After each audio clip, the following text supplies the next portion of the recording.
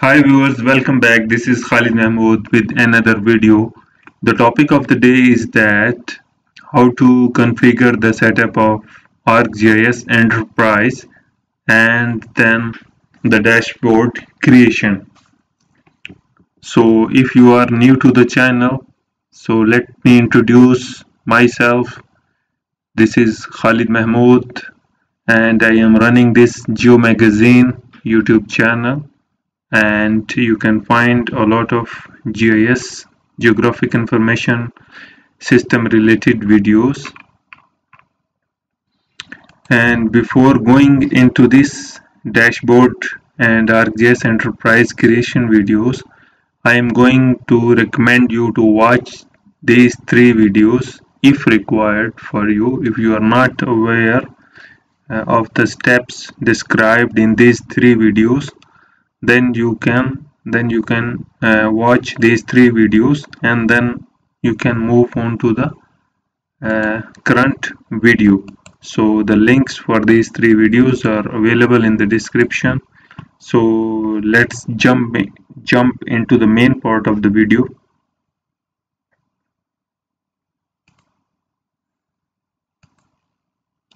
So here we will see how to configure ArcGIS Enterprise. Means we have three servers: the database server, SQL server. In your case it could be different Oracle server or the same SQL server, or you are going to use your file database. And the second GIS server is ArcGIS server, on which we will publish the services, and the third server is portal for ArcGIS, on which we will create the dashboards. So first of all, I will let you know how to get access from your PC with all of the above servers, and then I will let you know regarding firewall ports, and then will briefly describe to deploy the SSL certificates on the servers, and you can contact your GIS developer or from your IT team to discover about deploying SSL certificates on the servers, and then we will see how to create dashboard creation. So first let's focus on access from your PC for the above three servers. What should be done? So let's move to the firewall ports, and here you should have your first server, the database server, and I have provided the IP address, the operating system, the RAM, the storage capacity. And while you are going to access the SQL server, database server from your ArcMap connection, you should know the IP address of the server and the username, either SA or SDE, to access the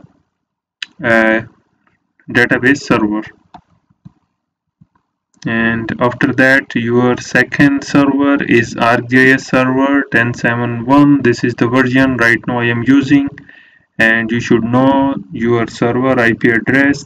And here I am going to show you the operating system which I have currently on my ArcGIS server, the RAM, the storage capacity, and the fully qualified domain name for my server, gisserver.geo.com, and I have deployed HTTPS certificate on it. And the firewall ports between the database server and the ArcGIS server is 1433, and it should be opened bidirectionally on the both sides from any one of the server. And if you have deployed 80 certificate, then you are going to access the published services in this way using HTTP. And if you have deployed 443 certificate on the server, then you are going to access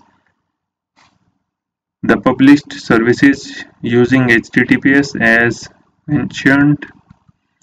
And here your third server, ArcGIS portal server with the version 10.7.1, and your ArcGIS server version and the ArcGIS portal server versions should be same.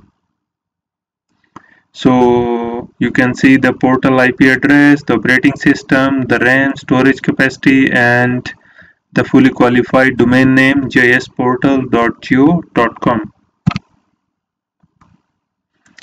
And the ports between these two servers should be either 6080 open or 6443 open. It depends which certificate you are going to deploy on both of the servers.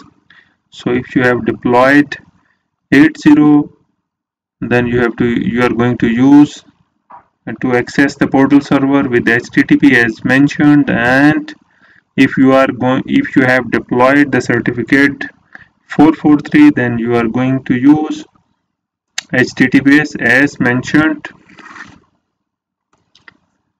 And here let me show you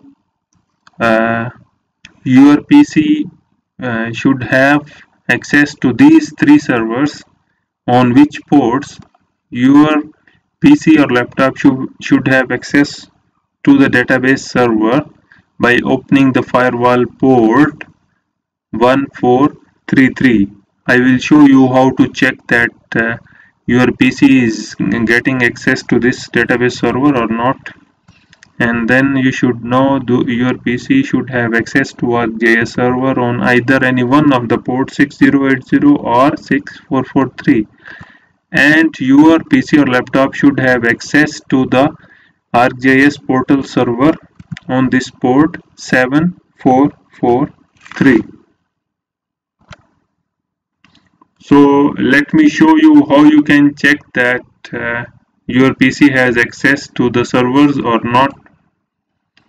So from your PC you have to open the run command cmd, and you have to type telnet 111.22.333.44. This is actually in my case the IP address of my database server, which I have shown earlier, and then put space. You have to put the port number 1433, then you have to press enter, and if you are going to see that it is showing you like the black window with the telnet 111.22.333.44, the IP address of your database server, it means your PC have access to the database server.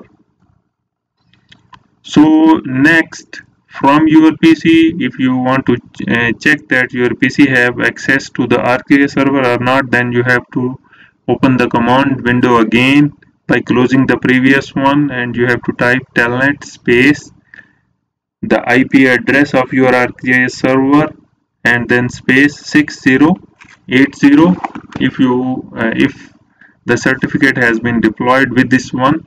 Then you have to press enter. If it is going to show you this black color window with the telnet and the IP address of your ArcGIS server, it means your PC have access to ArcGIS server. And if the deployed certificate on ArcGIS server is 6443, then you can check by putting this port 6443 and press enter. You can check, and here you have to close the previous command window from your PC and you have to open it there, and now you are going to check that your PC have access to the third server portal for ArcGIS.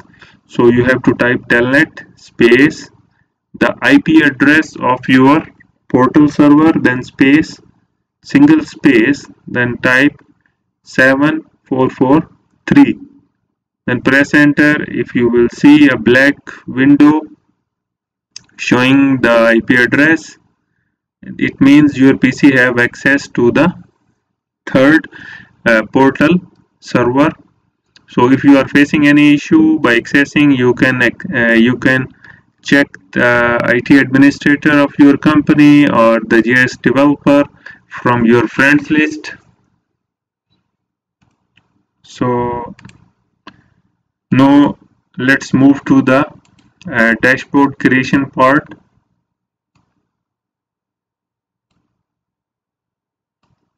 So this will be the end result of our dashboard. We are going to create a simple dashboard like this one.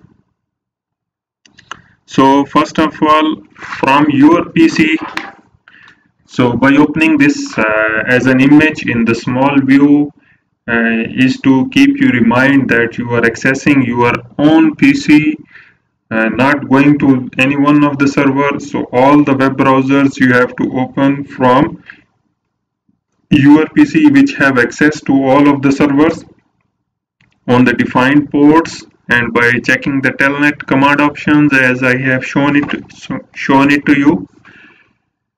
So first of all, you are going to access your GIS server by writing its fully qualified domain name and then /server/manager in the web browser. You have to hit enter from the keyboard, and then you have to type the username and password which you have defined while creating the ArcGIS server.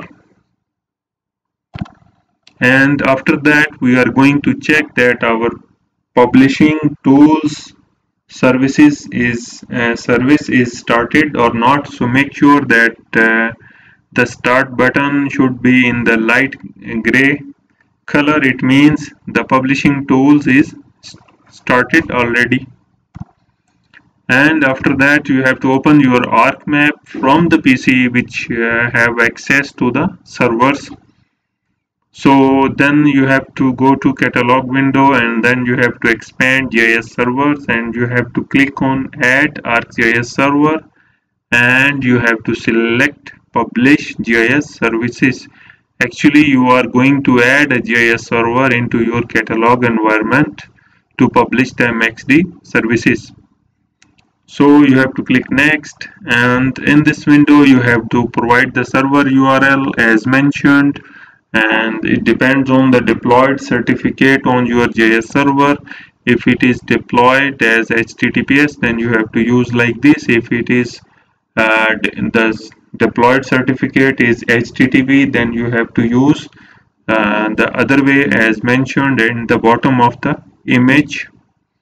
And then after, you have to provide the authentication, the same credentials which you have created while creating the ArcGIS server, and you have to click finish. And after that, you can see that below the GIS servers, the server on with the fully qualified domain name and in the bracket publisher has been added in the catalog window successfully. If you are not able to see, it is recommended to close this ArcMap and then open again ArcMap, and then go to the catalog window and expand GIS servers, and here you can see your server ArcGIS server has been added into your ARC catalog.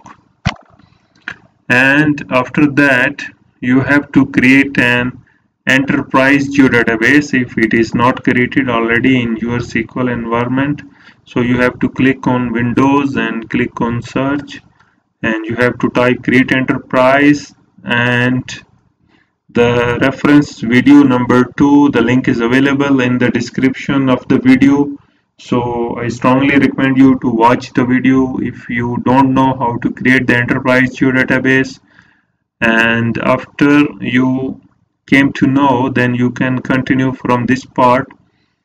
You have to click on create enterprise geodatabase data management, and then from its window you have to choose the database platform as SQL Server in my case, and if you are using Oracle, then you can find the Oracle option there. You have to provide the IP address of the database server, and then you have to provide the database name, and then you have to provide the database administrator credentials, SA or SDE, whatever you are using, and then you have to provide the authorization file, and you can contact esri.com by having the licenses and the authorization files for the ArcGIS server. So then you have to click OK. So you have created the enterprise geodatabase. Let me show you again with the name dashboard GIS, as you can see in the create enterprise database. So you have created the dashboard GIS database in the GIS in the SQL server. So now here you have to add that created database into your ArcGIS catalog view.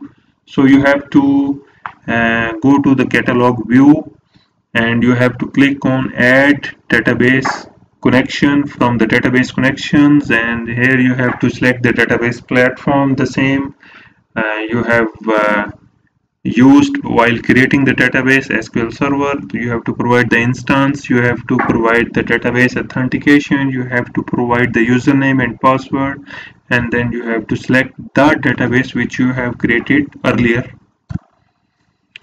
And from the database you have to add layers which you are going to publish. In my case, I am going to publish only one feature class with the name district. You can add other points, feature class, line feature class, polygon feature class, simple tables. So in this case we are going to add just only one polygon feature class with the name district. The first name is dashboard.js is actually the dashboard, the database name, and .dbo is actually the schema of the database, and .district is actually the feature class name. So make sure that you have defined a proper coordinate system to the feature class which you are going to publish, and you can add a base map for your reference. And then you have to click on save mxt. On the bottom of edit button you can see there is a light brown color save button. Near to the file button there is an edit button, and on the bottom of edit button you have to click on this save button, and then you have to save your edit feature class as an mxt. Now you can see that you have added and saved it with the mxt name. Before, you can see on the top it is showing untitled ArcMap, and now after saving the mxt it is showing as whatever the name you have provided, in our case dashboard.js.mxt. So you can go to the properties of this edit feature class and you can put this condition. It will not give you any error while publishing. So you can go to the general tab and you can define that the scale range do not show this layer when zoomed out beyond this defined scale, or you can use current scale. And then you can go to file, share as, service, and then you have to select the first radio button, publish your service, and then by default your connection will be chosen as we have already created in the catalog window already. You can keep the same service name or change if you want. And then by moving next, you have to use an existing folder on the ArcGIS server, or you can create a new folder. In our case we are going to create new test folder. And by moving next, on the capabilities window you can check and check the options. If you are going to give the URL of the published service to someone to access to your data through web services, then you can check WFS, web feature services, or you can check WMS, web map services.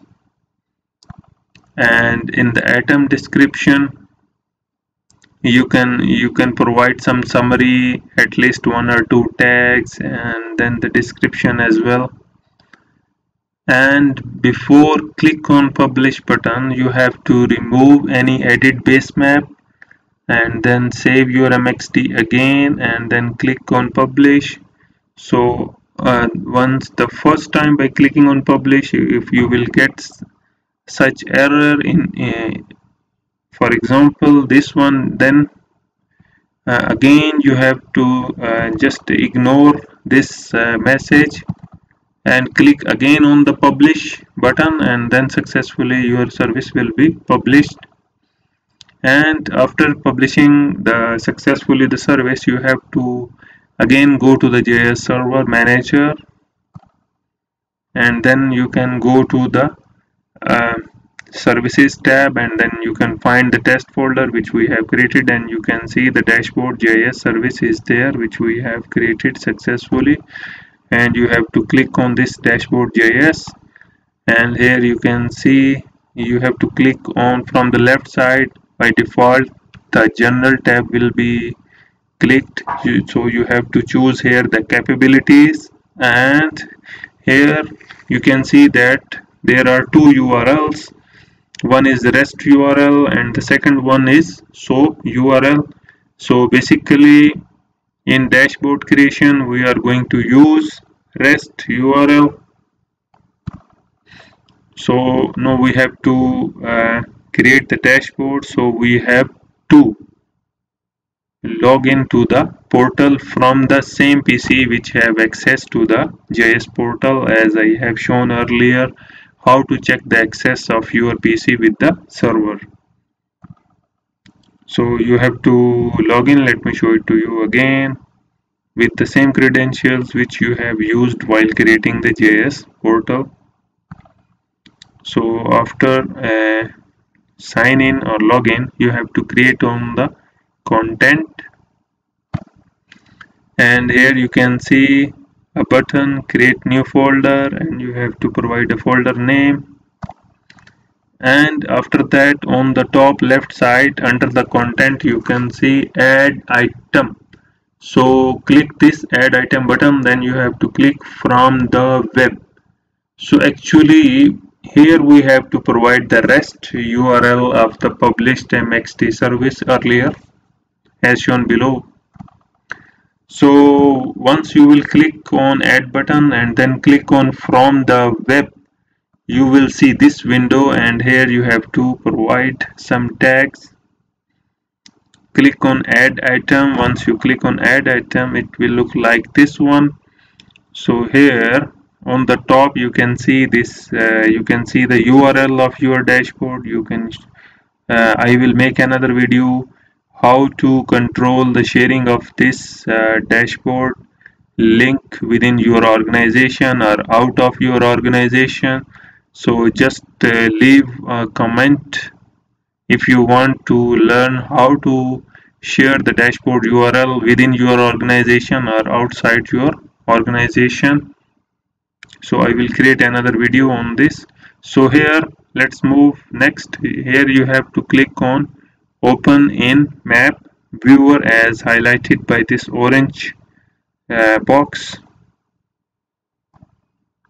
So you will your first view of this service will look like this one.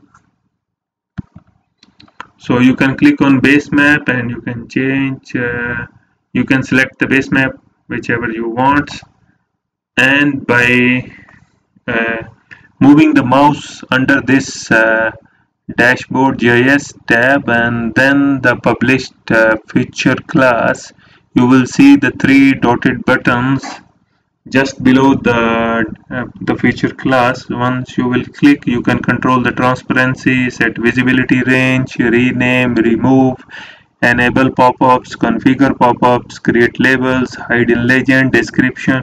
So if you will click on enable pop-ups, then you will be able to click on any one of the feature class on the map and you can see its name. Here you can see that only one field district is enabled. This is because I have controlled in this way. Let me go back to the previous image. So once you click on the three dotted buttons under the feature class here, so here you can see there is an option configure pop-up. So if your feature class have, for example, 15 to 20 fields or columns in it, and you want to just share any 5 of them, so you have to click here on configure pop-up and then you have to uncheck those options which you don't want to show to the end user, and then you have to click the drop down button near the home and you have to click on content, and you have added one item from the published REST URL as a map image layer here. As you can see, now we have to actually create a web map from this map image layer.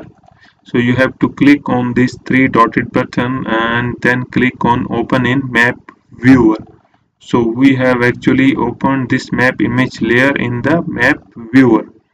So here we have to click on save from this drop down button as shown in orange color, and this window will appear. So you have to put the title, add at least one tag, and then write some summary, and you are going to save in the same folder on portal for ArcGIS. And after saving, you have to click again on drop down button of near the home, and you have to go back to the content. And here you can see that after having map image layer, now we have saved it as a web map, and the dashboards will be created using this web map service. So here we have to again click on this web map service on the three dotted buttons and then click on view item details, and from this new view, so you have to click on the drop down option from the create web app, and then you have to choose using operations dashboard. So this means we are going to create a operations dashboard using this create web application option. And after that you have to write an optional summary, then you have to click OK, then you will see this interface, and then from the plus sign button drop down option you have to add the header for this dashboard. So this plus button will be mostly used for adding header, side panel, map which is already added there, map legend, serial chart, pie chart, indicator, and the rest of the fields. So let's click on header.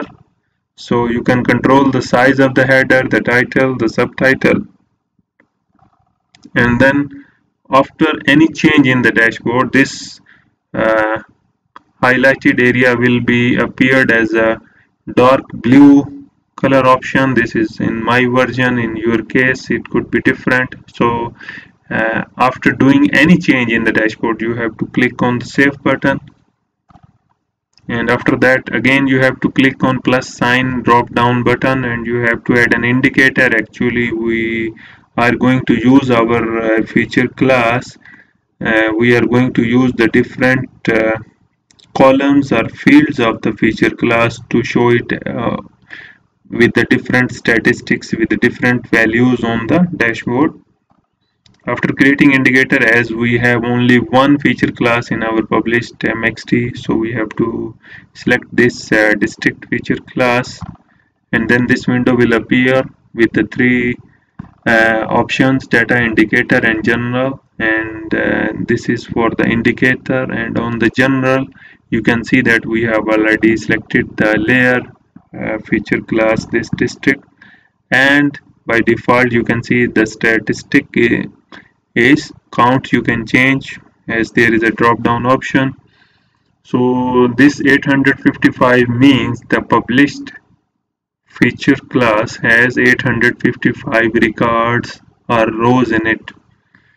So you can go to the general tab, and you can add some text by clicking on edit button, and you can name this indicator as a district or whatever you want. Then you have to click on done from this bottom area. Then you have successfully added your first indicator. Then you can click again on plus drop down sign and add another indicator, select the layer, and then you can choose the statistic. Before we use the count, and we are going to choose another statistic, for example sum, and as I don't have many other fields in this feature class. In your case, you can have you can use other uh, field from your feature class to show its sum here, and I am going to use this filter option as well. If I am going to click on filter, I can choose district equal to this name, or district not equal to this name, or district include these districts. So there are many options, and I'm going to use the sum statistic and the field, this field, to show the sum. And we can go to the general tab and to control the text for this indicator. So here we have added two indicators. Then you have to click on the save button. Here basically, if you are going to use same feature class in the next coming indicator, then you can actually duplicate of the previous indicator by clicking on this duplicate option, and these four options exist on the top left corner of the indicator. Click on this duplicate, then your duplicated indicator will be added in the dashboard. Then you can go to configure and you can change different fields. You can put if you want to see the feature class table, then you can click on show data table and you can see the table records as well. And you can add many other filters, and city equal to this name, or city not equal to this name, or add city include these two and three cities. And you can select the statistic as a count, as a sum, or as an average, whatever you want. You can control the name in the general tab, and even you can control only some part of the text within a different color as shown there. And here you have added your third indicator in your dashboard, and you can actually drag and drop by clicking the left click of your mouse and uh, come to the desired area wherever you want to keep this newly and duplicated added indicator. So save your dashboard, and with this option on the top right side, by clicking on drop down option, so here is the theme of the dashboard. Right now we were using the light theme. If I will click on the dark, it will look like this one. On the left side, district count, district Khalij area, and the district Khalij Nakhil, as you can see from the last side. But these two added new serial chart and one pie chart. This is I have done from this top plus sign button drop down option. I have choose as add new serial chart and add a new pie chart. I will make a separate video on this. So how to add a new serial chart and a new pie chart. So hopefully you have liked the video. So just write down your comments below in the video, and don't forget to subscribe. Thanks for watching. Bye bye, take care.